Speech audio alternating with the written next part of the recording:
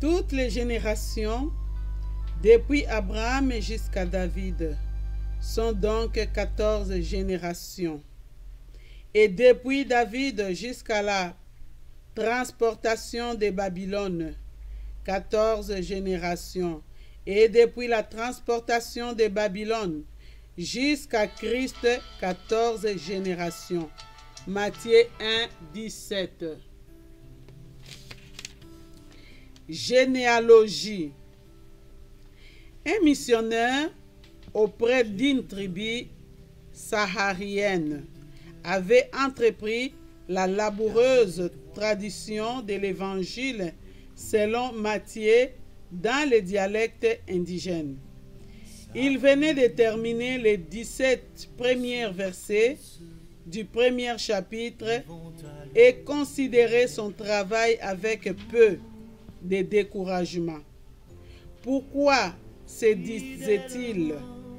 L'évangile débute-t-il par cette longue liste de noms?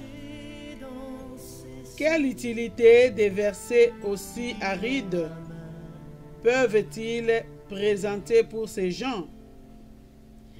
Tandis qu'il se faisait cette réflexion, un indigène entra dans sa tente et lui demanda ce qu'il écrivait. Le missionnaire expliqua le but de son travail et se décida de lire à son visiteur le texte qu'il venait de traduire. L'homme écouta avec une attention toujours croissante. La liste des 42 noms constitua la généalogie de Jésus-Christ. C'est Jésus que tu sers, dit-il. Quand ce fut fini, je vais en savoir davantage sur lui. Je vais moi aussi devenir son disciple. Qu'est-ce qui avait éveillé l'intérêt de cet homme, jusqu'alors indifférent? Précisément la longueur de la généalogie. Sa tribu comptait quelques nobles qui pouvaient se targuer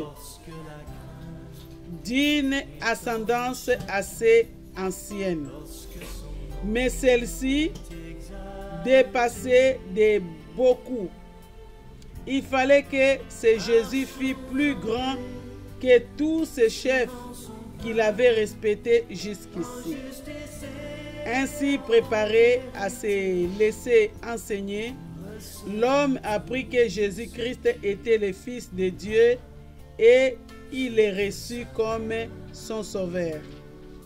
Toute écriture est inspirée de Dieu et utile pour enseigner, pour convaincre, pour corriger, pour instruire dans la justice. 2 Timothée 3, 16. Et surtout sur le rocher de ton salut, ta bienveillance, ô Éternel, vaut mieux que